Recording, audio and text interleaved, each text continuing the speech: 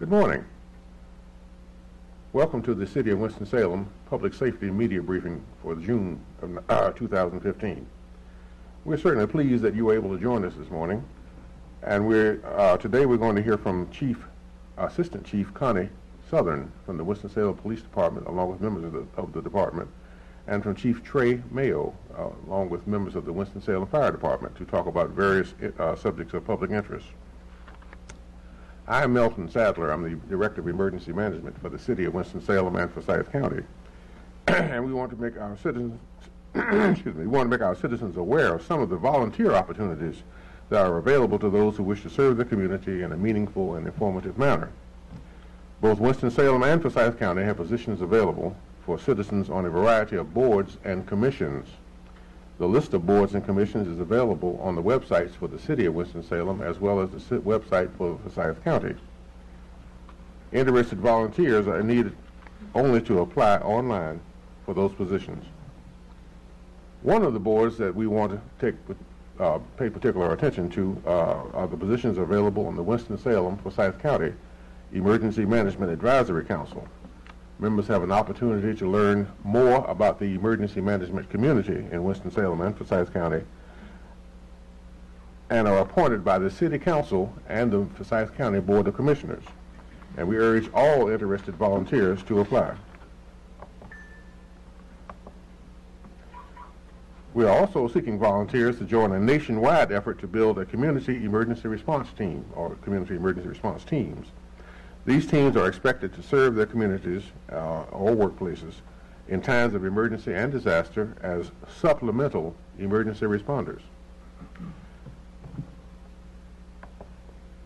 Here are examples of some of the training we've done in the past, and you can see that it's more than just sitting in the classroom for action. All of the training is free, and only 21 hours are actually required for training before you become qualified as a community emergency response team member. Again, we're looking for volunteers, and we urge you to apply as soon as possible. Interested persons should contact our office at the website that you see here, or the telephone number, or at the email address. We're urgently looking for volunteers for both of those situations. And now we'll hear from the Winston-Salem Police Department, and Assistant Chief Connie Southern will be directing us from there.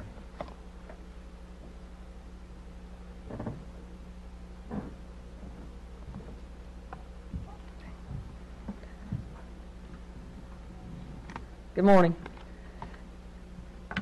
Thank you, Mr. Sadler. Again, I'm Assistant Chief Connie Southern. First and foremost, I want to take this opportunity to thank all the men and women of the Winston-Salem Police Department for all their hard work and dedication in serving the citizens of Winston-Salem. The Winston-Salem Police Department will honor Lieutenant Aaron Jerome Tice this month on the 26th with a remembrance ceremony as Friday, June the 26th, 1992, ended Lieutenant Tice's watch. Lieutenant Tice was intentionally struck and killed by a suspect driving stolen construction equipment on Friday, June the 26th, 1992. The 15-year-old directed the motor grader towards Lieutenant Tice's patrol vehicle, even as Lieutenant Tice attempted to move out of the way. As the grader collided with the patrol vehicle, Lieutenant Tice attempted to exit the vehicle through the passenger door. However, his leg became stuck and he was unable to totally exit the vehicle. The suspect was thrown from the grader upon impact, at which time the motor grader dragged the patrol vehicle down the road, hit another police vehicle, and stopped after crossing a main roadway. By the time other officers were able to get to the vehicle, Lieutenant Tice had passed away. I'd like us to take a few moments and pause as we honor Lieutenant Aaron Jerome Tice.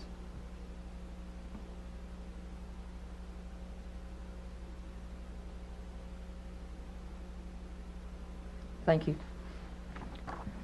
The list of topics today from the police department will include the basic law enforcement training graduation, Winston-Salem Police Department recruiting, the communications division of the police department, and fires and vandalism in the Ohio Avenue area.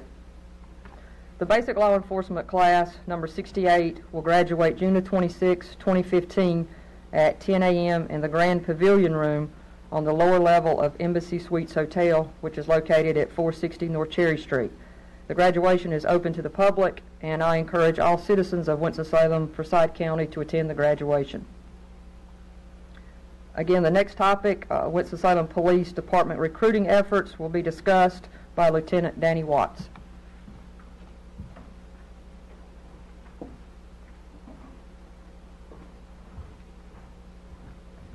Good morning. I'm Lieutenant Danny Watts, and I oversee the Winston-Salem Police Department Recruiting Unit.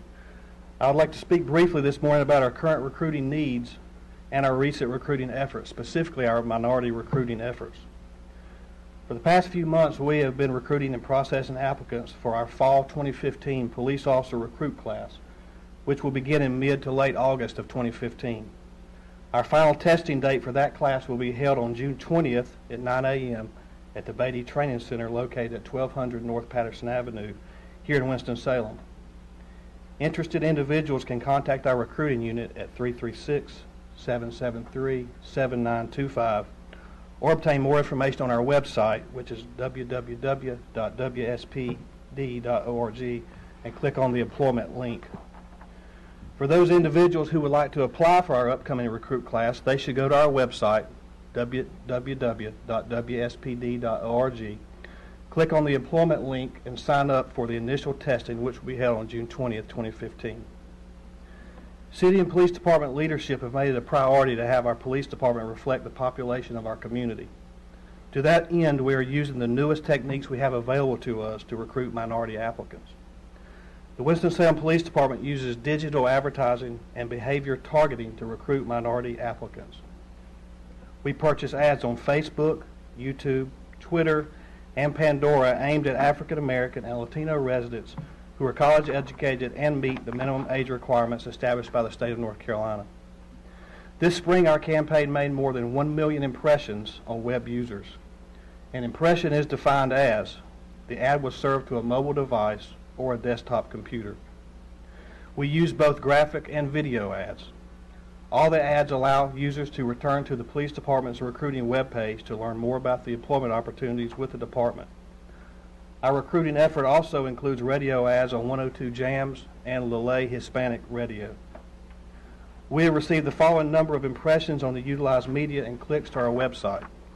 Pandora, 116,559 impressions and 700 clicks on the department's website.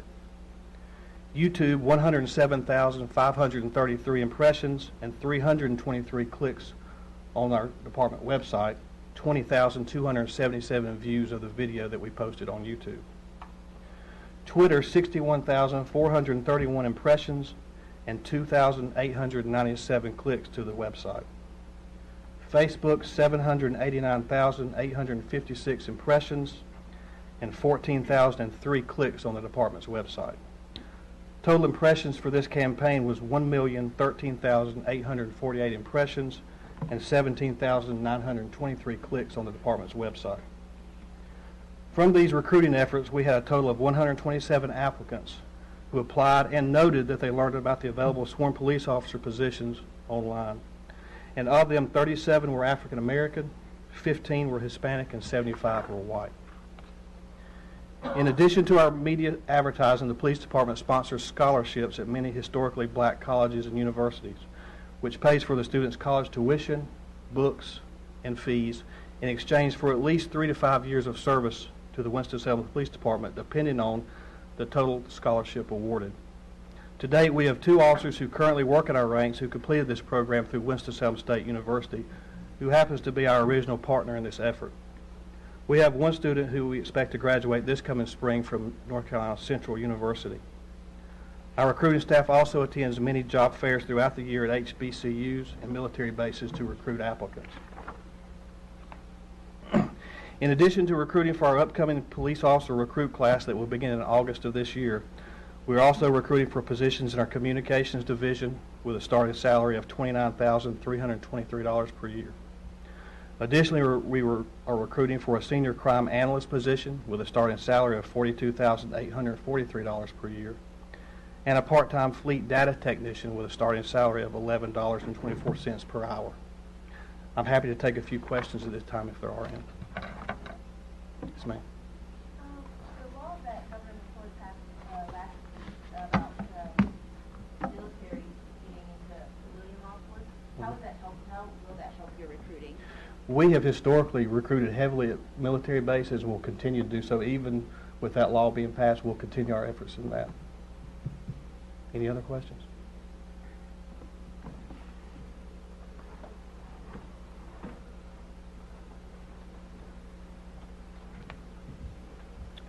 Our second topic for the Winston-Salem Police Department will be regarding the Communications Division of the Police Department. And the Communications Division of the Police Department is truly the lifeline for police officers, firefighters, and the citizens of Winston-Salem as a whole. It is very important that citizens have at least a basic understanding of the division and how it operates. Rebecca Bowles, who is our Communications Director, will share information regarding the Communications Division and entertain any questions that you might have.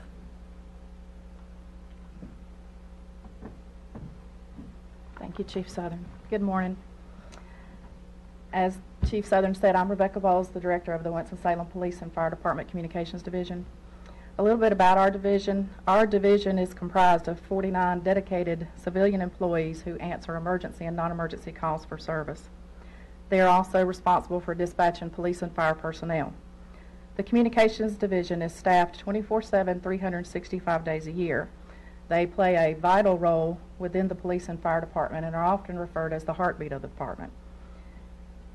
In 2014, the 911 Center answered 216,970 911 calls for service and 257,442 non-emergency calls for service.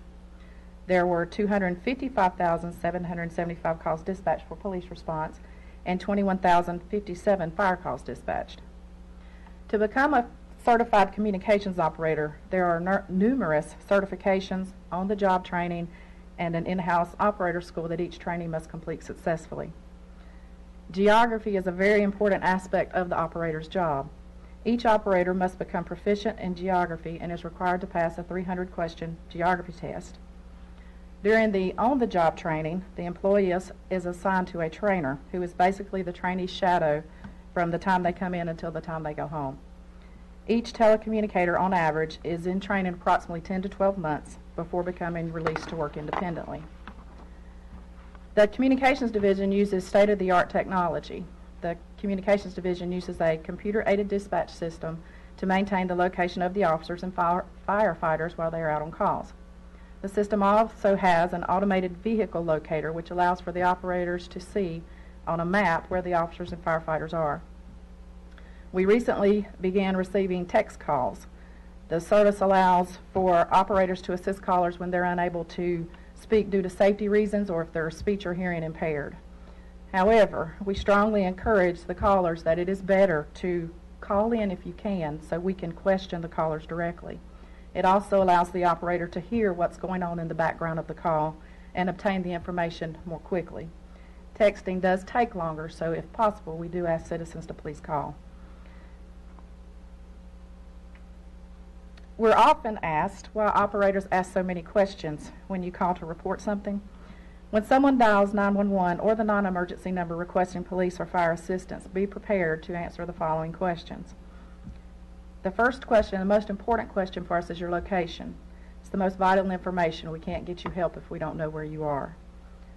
We need to know who you are, and if there is a suspect involved, if you have their name, we need that information as well. We want to know what is occurring, when did the incident occur, and are there any weapons involved. The operator must obtain this information based on protocol and also for the citizen, officer, and firefighter safety. The more information the operator can provide to the responders, the safer the citizen and they will be. In closing, if you dial 911 by accident, please do not hang up. The 911 operator will still have to answer that call and attempt to call you back to ensure that everything is okay and that you do or do not need police or fire assistance. Remain on the line until it is answered and advise the operator it was an error.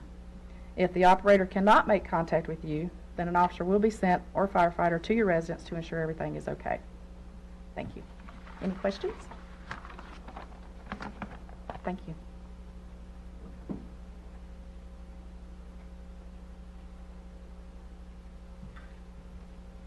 And the final topic today for the police department will be fires and vandalism in the Ohio Avenue area that we were experiencing. Detective Jeff Griffin, who is a detective with the Winston-Salem Police Department Criminal Investigations Division, whose primary responsibility is working with the fire department regarding arson investigations, is here to address these incidents and answer any questions that you might have. Detective Griffin.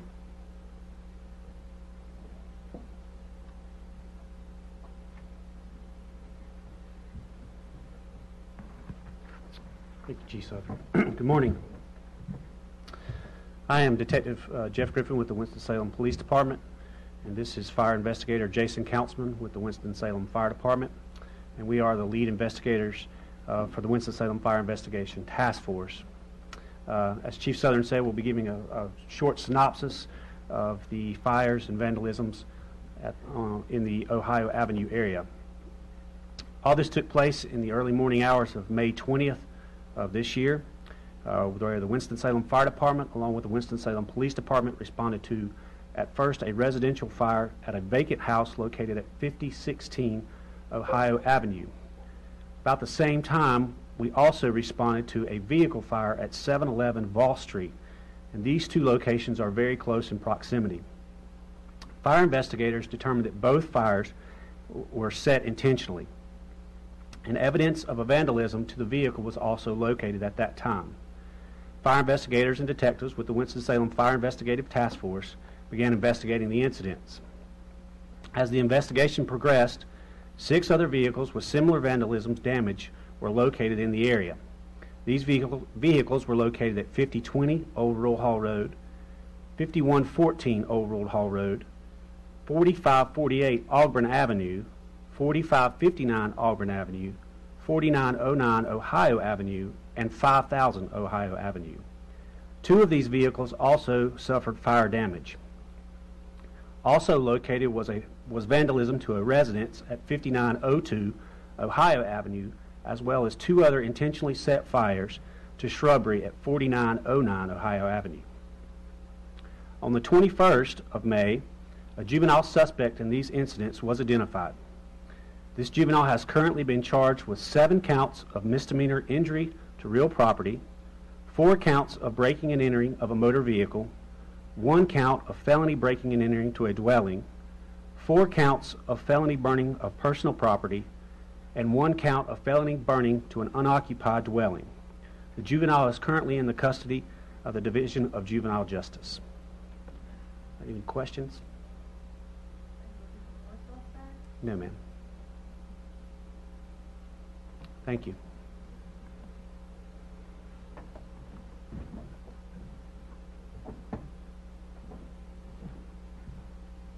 And again, just want the citizens of Winston-Salem to be aware and mindful that this is just one example of the great work and accomplishments that are made because of the combined efforts of the police department and the Investigative Services Division, as well as the fire department. Are there any questions for the police department reference to any of the topics that have been discussed this morning?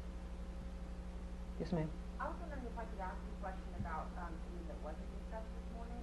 Is that okay? I don't know if You can ask, and we'll see if we can entertain that for you. I wanted to see if I could ask some questions about a press release we got today. A man who was arrested for slashing tires. Is there anyone here who would be able to answer some questions about it? I do know of that arrest, and obviously I'm familiar with the press release. If you want to go ahead with your questions, and okay. I'll see if I can answer them, and if not, it may be something we may have to get those answers back to you, or if there's someone from the Field Services Bureau that might have more information. I just had some questions about whether this is an isolated incident or if this person who's been arrested has done this before, as far as you know. I believe it's an isolated incident to this particular area and this particular business. Do I have anyone from the police department? Captain Nance, you want to come forward, please? Thank you very much. Hey, how are you doing? Captain Doug Nance, District 3. I'll do my best. Would you mind talking a little bit about this arrest and what happened? Well, to be honest with you, The gentleman was located or seen slashing tires at Affinity and was then subsequently arrested, taken to jail. But he's not cooperating, and at this time really have nothing else to add to it. Do you know if he's slashed tires before in any other areas? The day before. Okay, besides that, nothing else that you can think of? He may have at Bob Keene. Let me see. I think it's Bob Keene Kia, but we're not sure. Any idea why he might have been doing this? Any No. mental health issues as far as you know? Nothing to go on. Okay, good, thank you.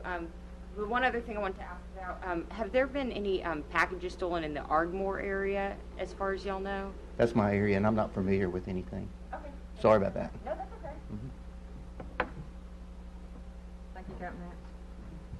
Anything else from or for the police department? Yes, sir. Is there ever a final update on that 14-year-old boy who was shot? Was it self-inflicted wound? Was it suicide?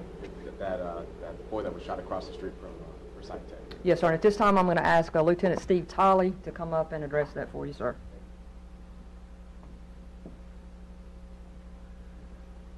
Good morning. My name is Steve Tolley, and I'm a lieutenant with the Criminal Investigations Division. Regarding the case you referenced involving the 14-year-old that died as a result of a gunshot wound, that investigation is still ongoing at this time, and so there's no final decisions on it. But I can tell you that the evidence that's been gathered thus far is that was a self-inflicted gunshot wound, is what it appears to be. We're working closely with the medical examiner's office on that.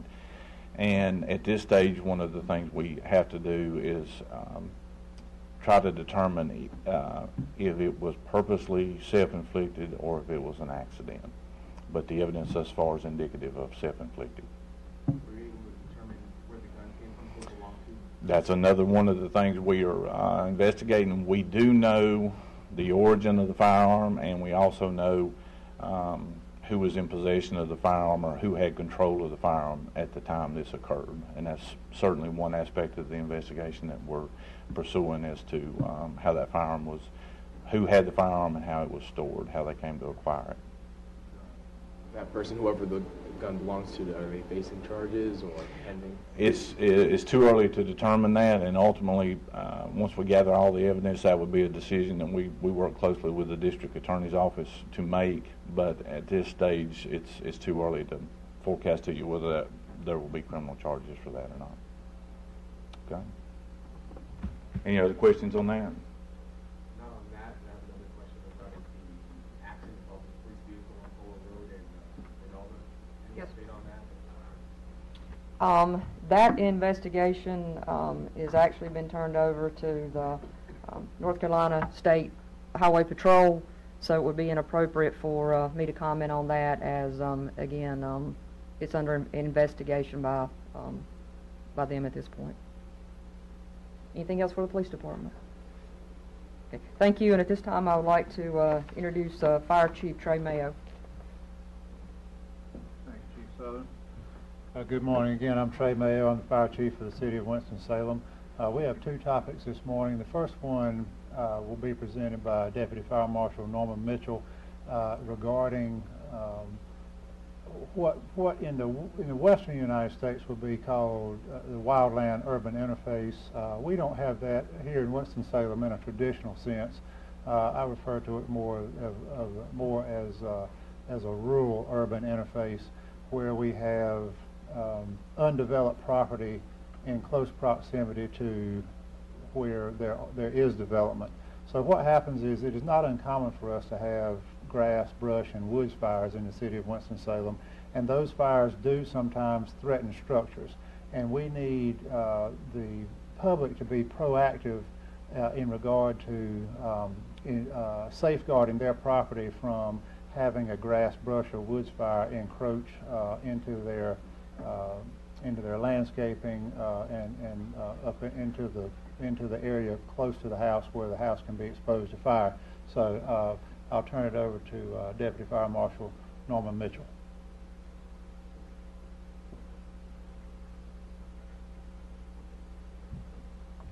Thank you, Chief.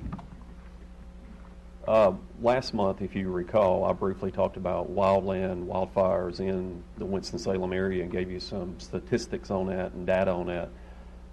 Just going to briefly go over that again, just as a refresher, but then also, as Chief Mayo talked about, give you some safety tips that if you do live in a heavily wooded area or near a wooded area, some safety tips that you can take around your home.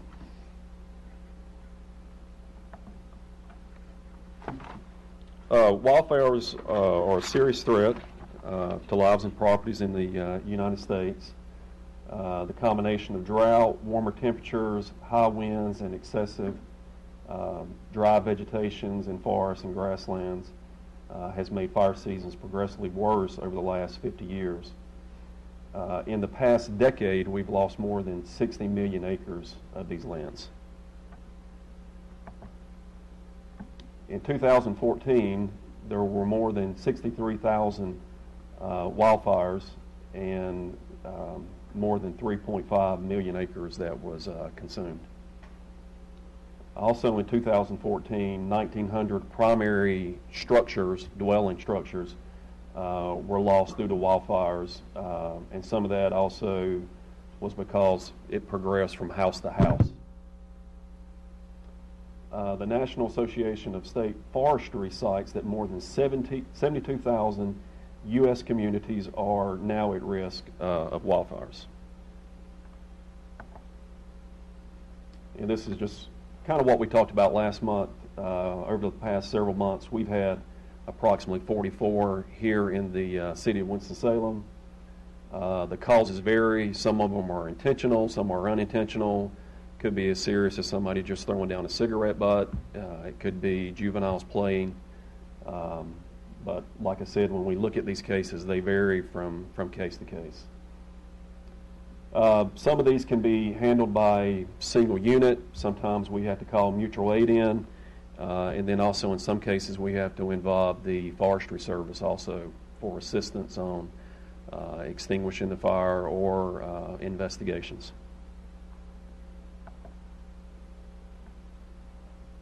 Throughout the city, there are some. We don't think about that in a city like ours, but there are large tracts of land and wooded area. We don't think of that as much in the inner city as we do on the outer portions of the city, more rural areas, farm areas, large wooded tracts that are still undeveloped.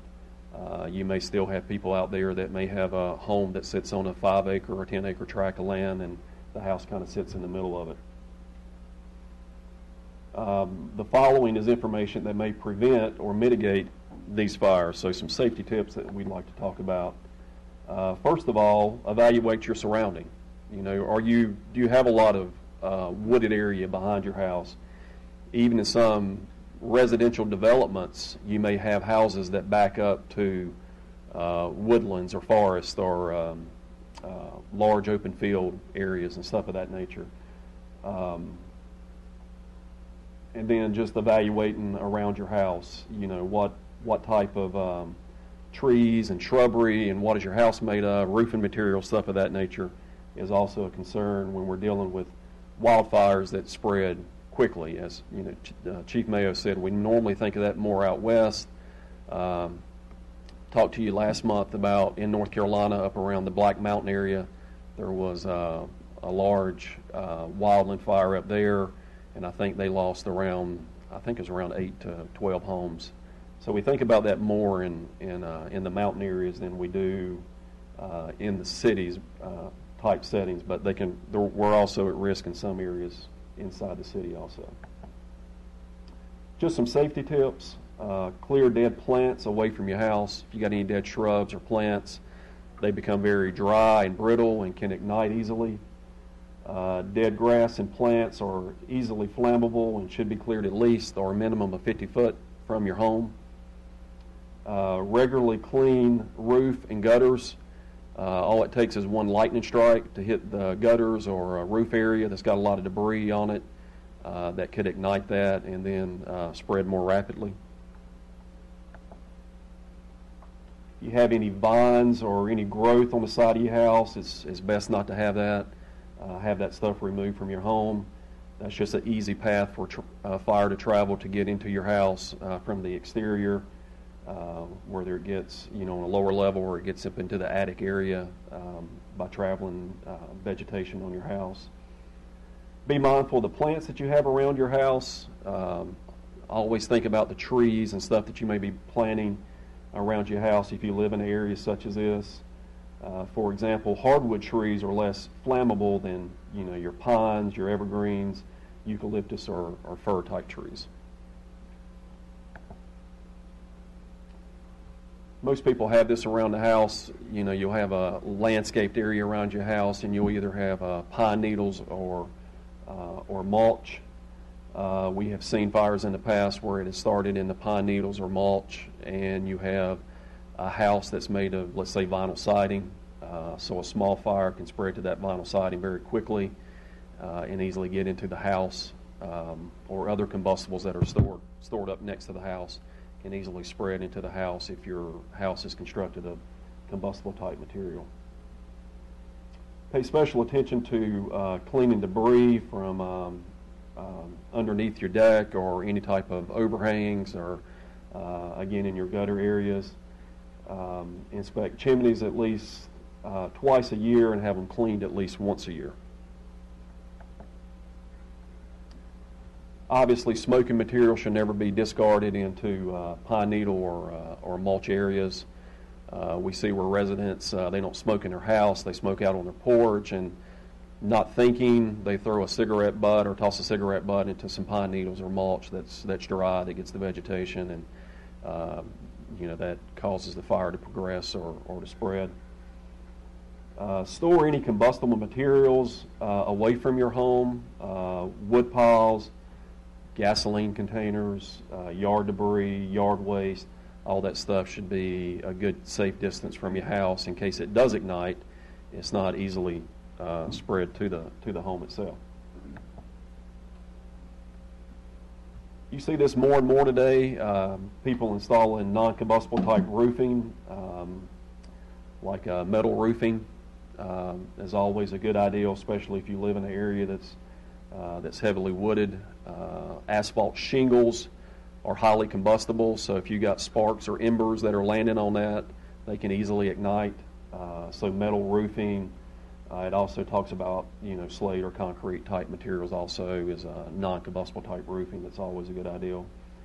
It's always a good idea to have a garden hose or a small extinguisher ready for small spot fires. We don't encourage people to fight fires, but if you have a small fire in your yard, it's in the mulch or a little small area, if you can extinguish it quickly with a water hose or an extinguisher, you can always do that. We don't want anybody to put themselves in jeopardy. If you don't feel like you can handle it or you feel like it's too large, please don't attempt it. And always, before you try to extinguish any fire, always make sure you notify the fire department first. We've seen cases where people thought they could handle it and extinguish it, and before they know it, they have fire that's completely surrounded them, and they get injured, or we've even had people killed from that in the past. I think that's the last slide. The only other tip that I'll also mention too is, especially this time of year with kids out of school, I always talk to them about fire safety, especially in wooded areas. Kids are curious, they like to play, they like to go out in the woods and play like they're building a campfire, or they don't think it's any harm just lighting off some pine needles or grass or something of that nature. They're not aware how quickly that can spread. So always make them mindful of that and the safety precautions that goes along with that.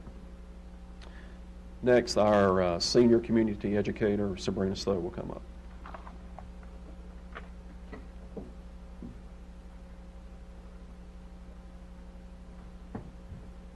Good morning. Today I just want to talk about some smoke alarm clinics that we're going to be offering, just in an effort to just keep on people's minds the importance of having working smoke alarms in your home.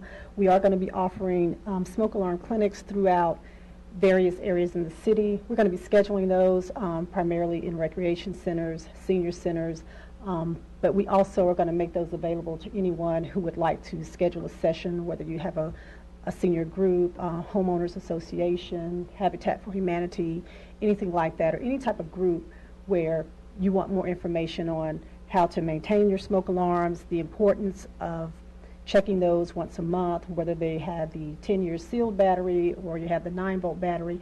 Just mainly going to be giving you information and answering any questions that you may have, not only on smoke alarms, but any other topics that may come up. If anyone would like to schedule a smoke alarm clinic, please give a call to our Fire and Life Safety Division office, 773-7965, and you may also go on our webpage at cityofwsfire.org to schedule that as well. Does anyone have any questions? Okay, we'll bring up our Fire Chief, Trey Mayo. Thank you, Sabrina. Good information. You know, smoke alarms are cheap. They don't require a lot of maintenance. You know, if you just keep them dusted, most of them that you can buy today have 10-year lithium batteries. But I would remind you that a smoke alarm is a passive device. It is not the same thing as residential fire sprinklers. It is not the same thing as having your kitchen protected by stovetop fire stops, which we have spoken about here in past news conferences. So I remind you that those active devices that actually take action against a fire are preferred against these in comparison to the passive devices like smoke alarms. You know, we certainly don't discourage anybody from having smoke alarms. You should have them on all levels of your house, in and outside of all sleeping areas. But please consider stovetop fire stops to protect your cooking areas. And if you are contemplating constructing a new home, you need to talk to your home builder about residential fire sprinklers. The cost of installation is extremely cheap, and they will pay you back over the life of your house with reduced homeowners insurance premiums. So thank you for that, Sabrina. And before we close, I'd also like to just drive home the point that Deputy Fire Marshal Mitchell made in regard to landscaping.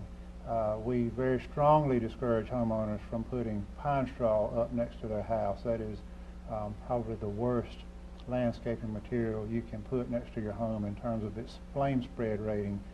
We would encourage hardwood mulch in lieu of, or some sort of rock or stone product, which is non-combustible. So, are there any other questions for the fire department? Yes, ma'am. Did you have any updates on the investigations of the Southport Clinic fire, the Colfax Furniture fire, and the Cobblestone Road House fire? Chief Mitchell or Captain Councilman, are you in a position to speak about any of those today, or Jeff?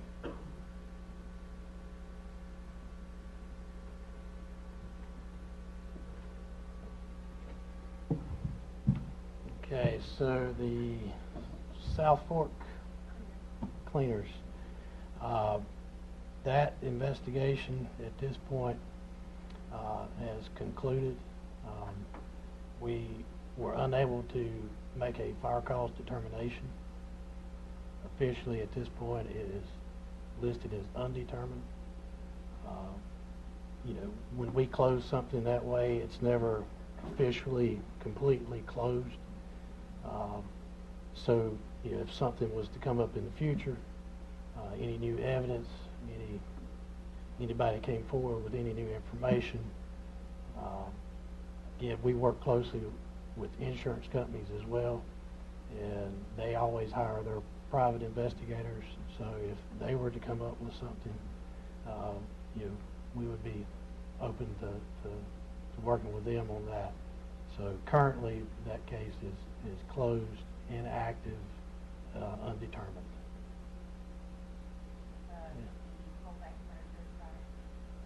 That fire is still under investigation, and the Cobblestone house fire also is still currently under investigation. Thank you. Any further?